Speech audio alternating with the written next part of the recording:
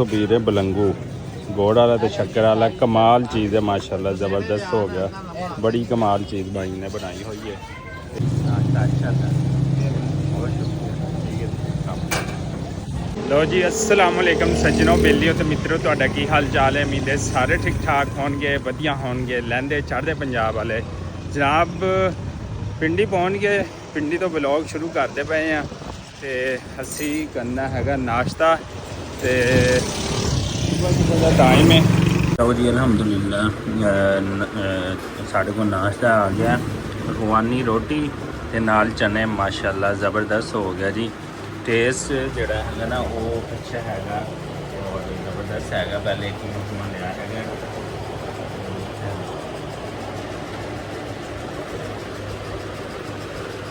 ज़बरदस्त जी माशाल्लाह। वैसे नान वाला अच्छे चने बने हुए हैं।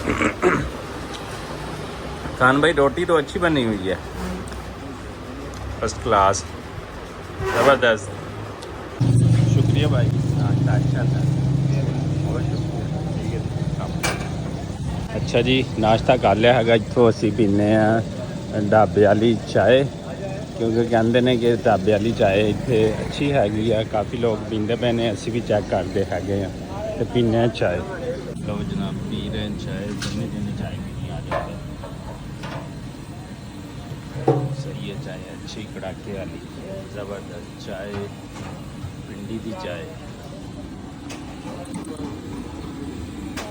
इतों गुजरते पे असी पिंडी के बाज़ारों के विचों, हाले कुछ ओपन हुए हैं तो कुछ होने ने। तो नाश्ता किया, नाश्ता करने तो बाद असी थोड़ा जिहा अंदर बाज़ार से आ गए। हाले मार्केट खुलती पई है, तुहानूं पता वड्डे शहरों की मार्केट ज़रा लेट ही खुलती है, लेकिन माशाल्लाह बाज़ार चंगे तो सोहने बने हुए हैं अल्हम्दुलिल्लाह नाल। इधर मिल्क शॉप है जिदा कि दुध बहुत मशहूर है पिंडी का। तो चलते हैं वापसी जिथे सानू रहायश मिली हुई है थोड़ी जी, उत्थे जाके 2-3 घंटे का रेस्ट करते हैं। उस तो बाद फिर जरा दोबारा सकरदू वास्ते असी गिलगित बल्तिस्तान निकलना है, जिथे कि छोटा शराजी भी रहिंदा है और बहुत सारे लोग भी ने। तो इंशाअल्लाह उन्होंने नाल मुलाकात जड़ी है ना वो होएगी, तो अच्छी मुलाकात होएगी। बाकी भी तुहानू गिलगित बल्तिस्तान दिखावांगे, ठीक है जी। इत्थे एक दफ़ा फिर सारे पिंडी वाले भैन भरावां नूं, इत्थे दे रहण वालिआं नूं, इत्थे दे वासियां नूं, पिंडी वालिआं नूं, इस्लामाबाद वालिआं नूं, सब नूं नासिर अमीन ब्लॉग दा सलाम एक दफ़ा फिर हो गया माशाल्लाह जी।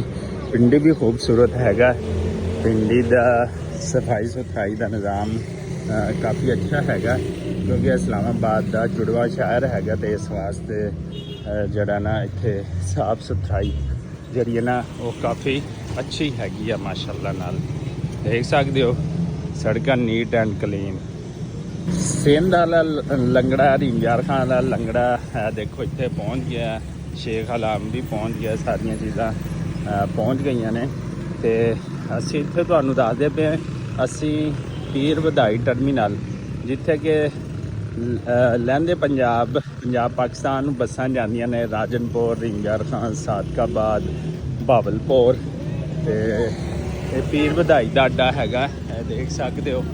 लाड़काना, सखर, कराची, मयूरपुर, मुथेलो सारे पासे दुनिया भर तो पीर वधाई अड्डे तो बसां जांदियां ने। अच्छा अड्डा हैगा ते माशाल्लाह खूबसूरत अड्डा है। तो हुण असी करना है रेस्ट करने तो बाद फिर मुलाकात होती तुहाडे नाल। ओ जी असी जड़ा ना उन्होंने की कहते हो थोड़ा जिहा रेस्ट किया, रेस्ट करने तो बाद असी निकले बाहर। इत्थे कोई हमाम शमाम होएगा, उत्थे नहाने, नहाने तो बाद फिर जड़ा अगली तैयारी करनी है सकरदू गिलगित बल्तिस्तान वास्ते। हाले रावलपिंडी के बाज़ारों के विच फिरते पे हैं। बाज़ार जड़े है ना बैगों दी दुकानां ने जी इत्थे। ते बाज़ार देख सकते हो तुसीं जनाब, इत्थे ठंडा शक्कर, कोका कोला सब जी इस तरफ बाज़ार ही बाज़ार ने। इधरले पासे जिधरले पासे असी निकले हुए हैं। तो इत्थों थोड़ा जिहा घूमन फिरन तो बाद जड़ा ना असी तकरीबन 4:30 बजे निकलना है सकरदू वास्ते। तो वो इंशाअल्लाह जड़ा असी ज़रूर निकलांगे इंशाअल्लाह। तो साडे नाल सफ़र दे विच जुड़े रहो। ਜੀ ਸਾਡੀ ਅਵਾਰਾਗਰਦੀ ਪਿੰਡੀ ਦੀਆਂ ਗਲੀਆਂ ਦੇ ਵਿੱਚ ਨੇ, ਠੀਕ ਹੈ ਨਾ, ਗਲੀਆਂ ਤੇ ਬਾਜ਼ਾਰ ਪਿੰਡੀ ਦੇ, ਤੇ ਉੱਥੇ ਫਿਰੀ ਟੁਰੀ ਜਾਂਦੇ ਆ ਤੇ ਨਾਲੇ ਹਮਾਮ ਲੱਭੀ ਜਾਂਦੇ ਆ। ਜਨਾਬ ਅਸੀਂ ਤੋਂ ਵੀਰ ਬਲੰਗੂ ਗੋੜ ਵਾਲਾ ਤੇ ਸ਼ੱਕਰ ਵਾਲਾ, ਕਮਾਲ ਚੀਜ਼ ਹੈ ਮਾਸ਼ਾਅੱਲਾ, ਜ਼ਬਰਦਸਤ ਹੋ ਗਿਆ, ਬੜੀ ਕਮਾਲ ਚੀਜ਼ ਬਾਈ ਨੇ ਬਣਾਈ ਹੋਈ ਹੈ। ਇਥੋਂ ਵੀਰ ਬਲੰਗੂ ਗੋੜ ਵਾਲਾ ਤੇ ਸ਼ੱਕਰ ਵਾਲਾ, ਕਮਾਲ ਚੀਜ਼ ਹੈ ਮਾਸ਼ਾਅੱਲਾ, ਜ਼ਬਰਦਸਤ ਹੋ ਗਿਆ, ਬੜੀ ਕਮਾਲ ਚੀਜ਼ ਬਾਈ ਨੇ ਬਣਾਈ ਹੋਈ ਹੈ। ਇਥੋਂ ਵੀਰ ਬਲੰਗੂ ਗੋੜ ਵਾਲਾ ਤੇ ਸ਼ੱਕਰ ਵਾਲਾ, ਕਮਾਲ ਚੀਜ਼ ਹੈ ਮਾਸ਼ਾਅੱਲਾ, ਜ਼ਬਰਦਸਤ ਹੋ ਗਿਆ, ਬੜੀ ਕਮਾਲ ਚੀਜ਼ ਬਾਈ ਨੇ ਬਣਾਈ ਹੋਈ ਹੈ। ਤੇ ਪਿੰਡੀ ਦੇ ਬਾਜ਼ਾਰਾਂ ਵਿੱਚੋਂ ਬਲੰਗੂ, ਕਿਆ ਬਾਤ ਹੈ, ਦਿਲ ਠਾਰ ਦਿੱਤਾ ਉਸਤਾਦ ਜੀ, ਸ਼ੁਕਰੀਆ ਭਾਈ ਦਾ, ਬਹੁਤ ਸ਼ੁਕਰੀਆ, ਸ਼ਰਬਤ ਬੜਾ ਅੱਛਾ ਸੀ, ਬਹੁਤ ਸ਼ੁਕਰੀਆ।